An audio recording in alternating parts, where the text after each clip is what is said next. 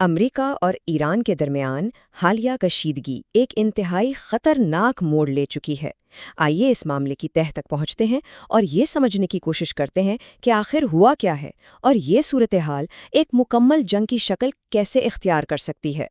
کہانی کا آغاز ہوتا ہے وائٹ ہاؤس کے اس چونکا دینے والے اعلان سے، جس نے ایک ایسی بڑی فوجی کارروائی کا اشارہ دیا جس نے پوری دنیا کو ہلا کر رکھ دیا۔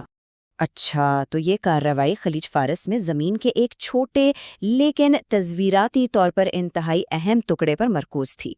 یہ سمجھنے کے لیے کہ یہ حملہ اتنا بڑا قدم کیوں تھا، ہمیں خود اس ہدف کو ذرا قریب سے دیکھنا ہوگا۔ تو آخر یہ خارق جزیرہ ہے کیا، اور اس پر حملہ ایران کے لیے اتنا بڑا دھچکا کیوں ہے کہ اسے ایران کے دل پر حملہ کرنے کے مترادف سمجھا جا رہا ہے؟ دیکھیے، اس جزیرے کو ایران کی معیشت کی شیرک سمجھ لیں۔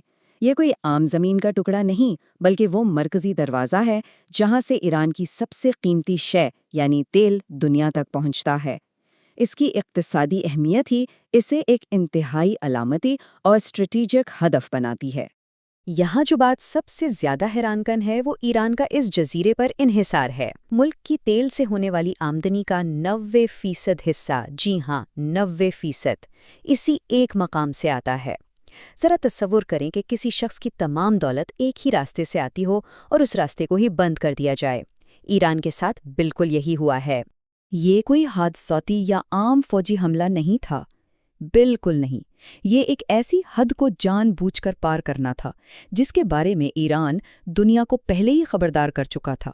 ذرائع اس بات کی تصدیق کرتے ہیں کہ ایران نے واضح طور پر کہہ رکھا تھا کہ اس کے تیل کے بنیادی ڈھانچے پر کوئی بھی حملہ ایک سرخ لکیر تصور کیا جائے گا، جس کے نتائج صرف ایران تک محدود نہیں رہیں گے بلکہ پورے خلیج فارس کو اپنی لپیٹ میں لے لیں گے۔ تو یہاں صورتحال مفادات کے براہ راست تصادم کی ہے۔ ایک طرف امریکہ آبنائے ہرمز میں اپنی تجارتی گزرگاہوں کو محفوظ بنانا چاہتا تھا، تو دوسری طرف ایران نے واضح کر دیا تھا کہ اس کی معاشی شیرک پر حملہ ناقابل برداشت ہوگا۔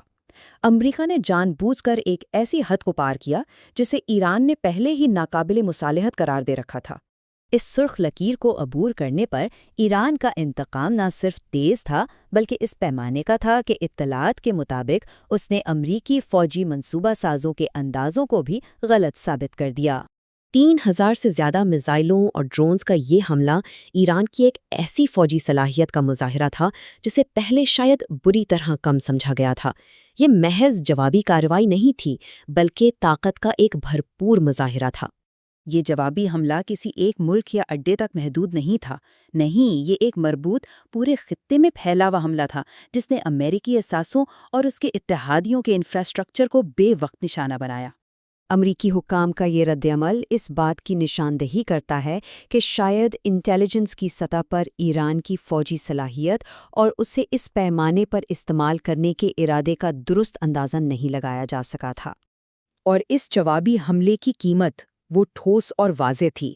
امریکہ نے اپنے قیمتی فوجی ساز و سامان جیسے کہ ری فیولنگ طیارے اور سب سے بڑھ کر اپنے فوجی اہلکاروں کو کھو دیا۔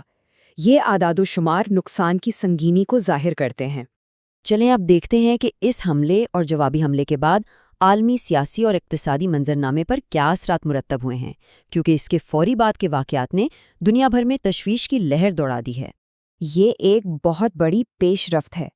کئی دہائیوں سے عالمی سطح پر تیل کی تجارت امریکی ڈالر میں ہوتی ہے، جسے پیٹرو ڈالر سسٹم کہا جاتا ہے، اور یہ امریکی اقتصادی طاقت کی بنیاد ہے۔ کسی دوسری کرنسی، خاص طور پر چینی یوان میں ادائیگی کا مطالبہ کر کے ایران اب صرف فوجی میدان میں نہیں بلکہ عالمی معاشی نظام کو براہ راست چیلنج کر رہا ہے۔ دونوں فریق اب پیچھے ہٹنے کو تیار نہیں۔ یہ تنازع اب میزائلوں اور بموں سے نکل کر انٹیلیجنس کی دنیا میں داخل ہو چکا ہے، جہاں معلومات اور مخبری کو ہتھیار بنایا جا رہا ہے۔